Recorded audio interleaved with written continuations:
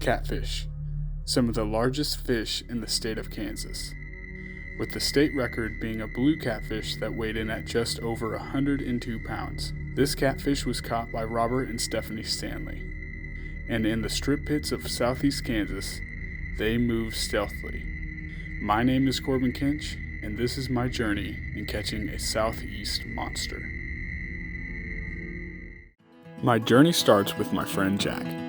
He invited me out to catch these deep water beasts on property where he grew up. It wasn't easy getting out there with my little sports car, and even after getting lost here and there, I eventually made it to the property. This is my friend Jack. He has been catching catfish his whole life and absolutely loves it. The first thing we had to do was gather bait to catch these catfish.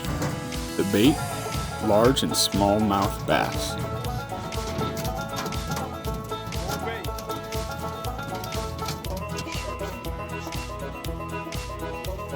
Jack pulled up his boat and we filled the live well with our bait.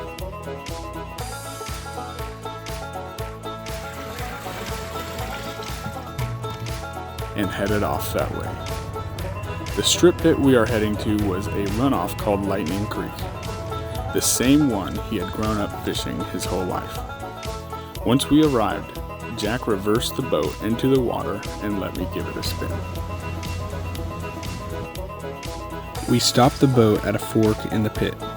Jack explained that the best way to go about catching them was using a limb line on the banks of the strip pits. After driving the boat a little further up, we hit our first limb line. The process to setting this up was taking the hook that was hung on top down, then hooking our bait, releasing it slowly. I grabbed the first bait and watched how Jack hooked the fish. Hooking the bass in the spine instead of the eyes allows the fish to freely swim, making the bait look more lively for the catfish.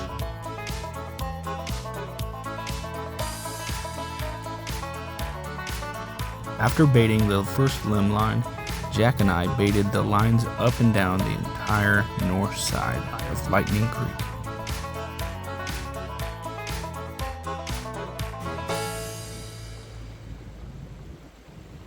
It wasn't long after we had baited all the limb lines that we started to head back. On our way, I asked Jack about how the strip pits were formed, and he said they were made by a huge electric shovel by the name of Big Brutus. However, he said the best person to talk to wasn't him, but rather his father's best friend, Ronnie, who owned the land and knew a whole lot more about the history of these pits than he did. So I sat down to talk with Ronnie about the history of these deep catfish-infested strip pits. Well, I'm a outdoorsman, number one. I've had a lot of businesses, in electric business, cannabis business, and convenience store business. So, just done a lot of things in my life. Can you tell me about Big Brutus? Big Brutus was huge for this area because they came in, they dug all these, stripping for coal, and they made excellent fishing habitat and all that. My dad actually worked on that. My father-in-law worked on it. So it's got a lot of memory to it. That was back in the day when those guys really had to work hard to keep that shovel going. But they dug these pits in here where I'm talking about. Actually, there's a creek over here that it's called Lightning Creek, and it was just a small creek. Well, they came in and dug coal on the east side of it, and they dug them so deep that they were having trouble with flooding. So they steered that little creek into the strip pits. So that's where I catch my flathead, because the Neosho River comes back into it when it raises, and it's a sanctuary for the flathead, because on the river you don't have 30 foot of water. We got 30 foot of water on this creek.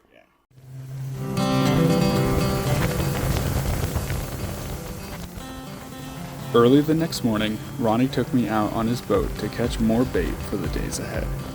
His boat was fast and got us to our fishing spot faster than I've ever gone in a fishing boat.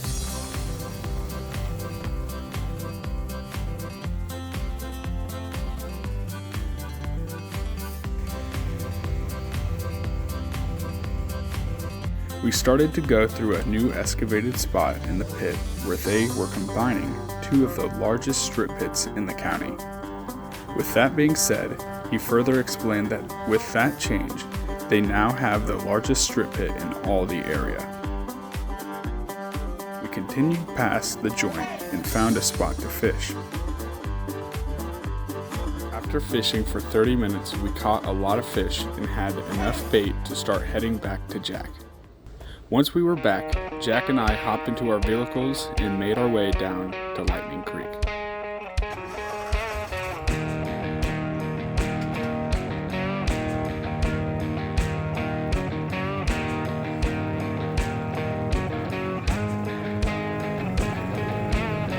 Today was a big day. With high doses of adrenaline, we set off on the boat to our first limb line.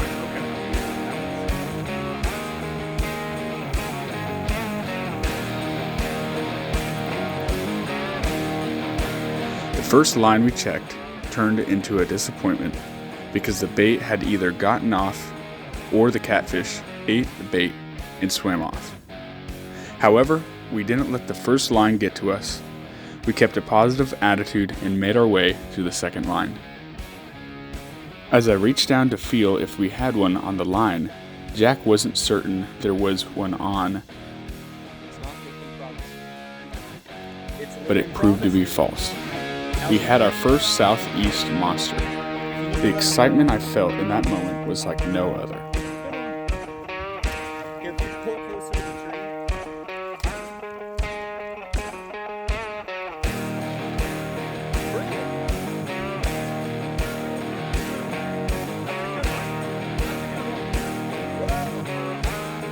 After pulling the hook out, we celebrated for a second and moved on to our next line.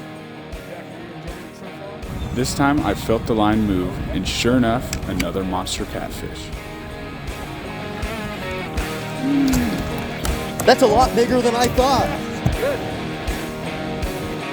With two monsters caught, we checked our third line, which actually still had a bass on the hook, but the bass had shown that he was in a fight or was possibly swallowed by a catfish, and then spit back up.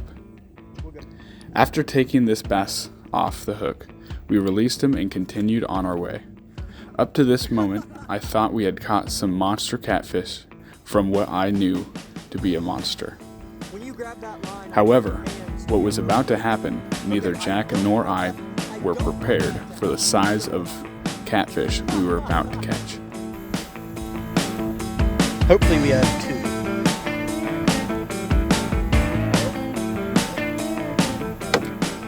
Oh! This was a channel catfish, which weighed in at 35 pounds. The ironic thing was, after checking the state record for the largest channel catfish, which was 36.5 pounds, we were off by just 1.6 pounds from breaking the Kansas record.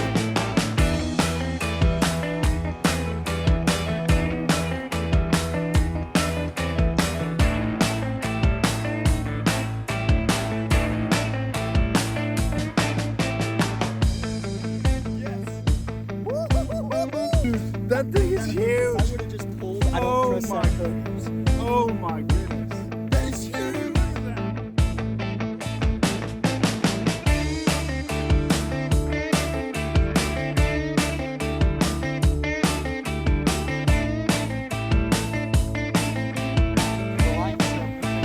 However, after being giddy and knowing we had a monster in our boat, we kept checking lines.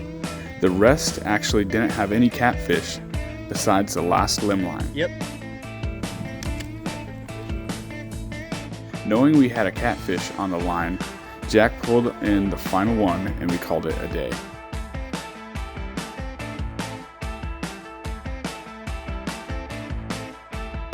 When we arrived back on shore, we stored the catfish in the bait box to keep these monsters alive.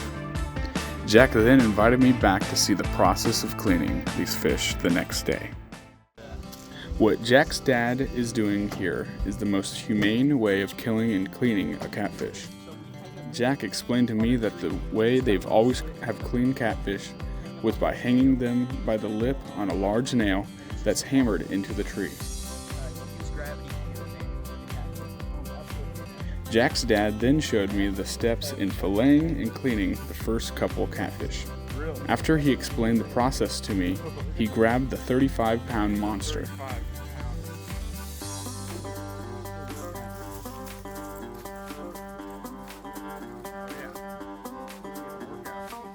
After knocking it out and hanging it on the tree, next was cutting the tail off to let the blood pour out. Without blood, the muscles in the catfish don't tense up when filleting. After the blood has drained, it's now time to fillet the first half of the fish. He inserts the knife and starts from the neck down to the tail, making sure the knife is as close to the spine as possible to ensure he's getting all the meat off.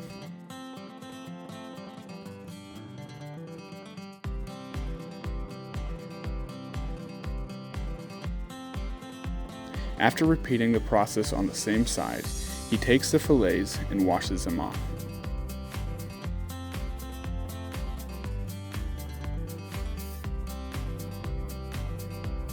Their family loves using mostly all of the catfish. So the next thing to fillet is the belly meat. Jack's dad added that this is the most tender and savory meat on the entire fish.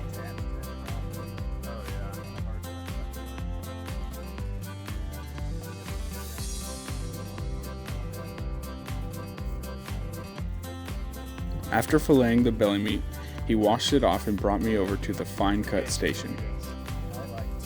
He explained to me that folding the belly in half over the knife is the easiest way to smoothly cut without chopping the meat up.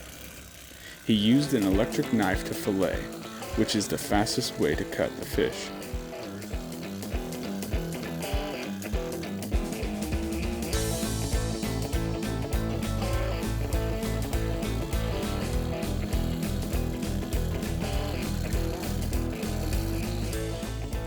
Next was separating the meat from the skin, in which he did flawlessly.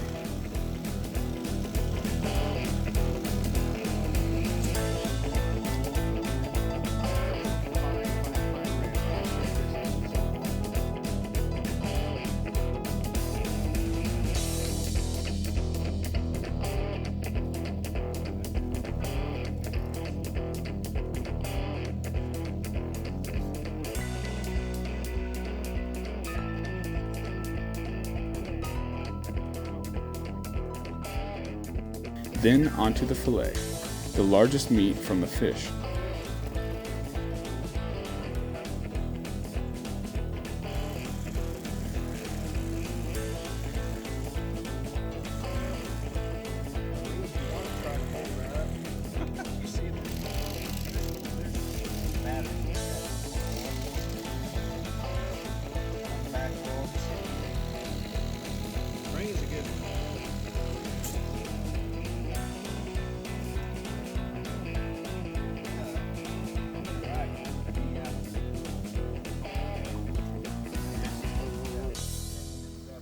The same process is used and is done near perfect every time.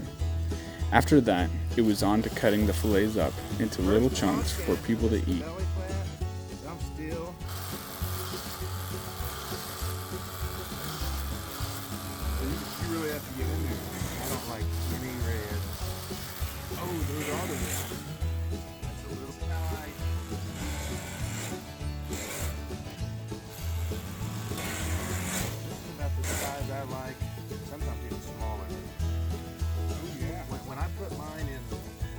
Bags in a day or so, and I'll get a piece of fish too. Oh, I'll take it home and really soak it out for 24 hours.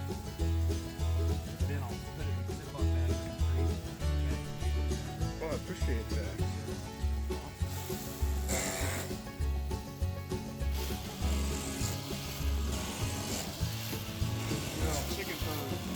About the size of a granola bar were these fillets.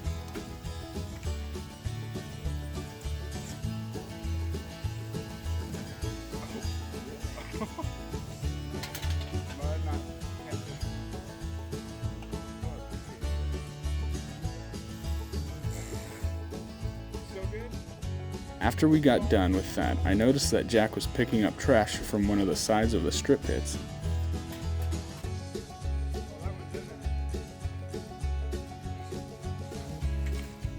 After he was finished, we all pitched in together to clean up. We had to clean the knife, the buckets, and the bench.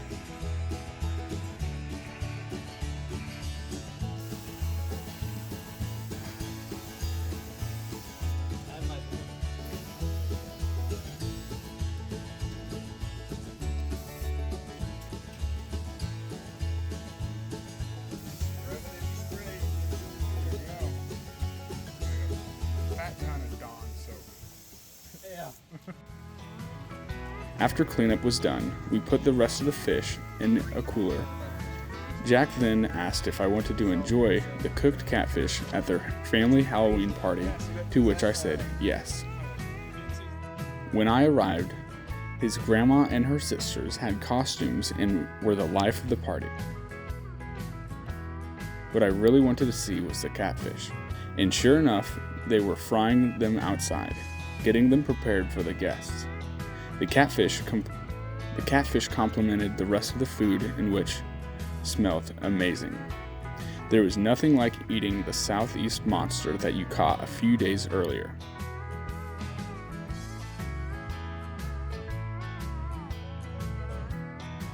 Overall, I had an amazing experience getting out and understanding the process of how Jack and his family caught these Southeast monsters.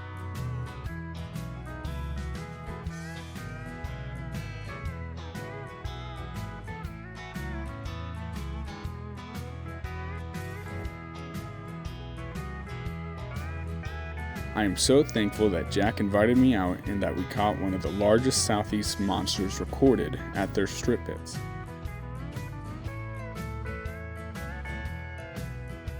Thank you, Jack, Jack Sr., and Ronnie for giving me an experience like no other in Southeast Kansas.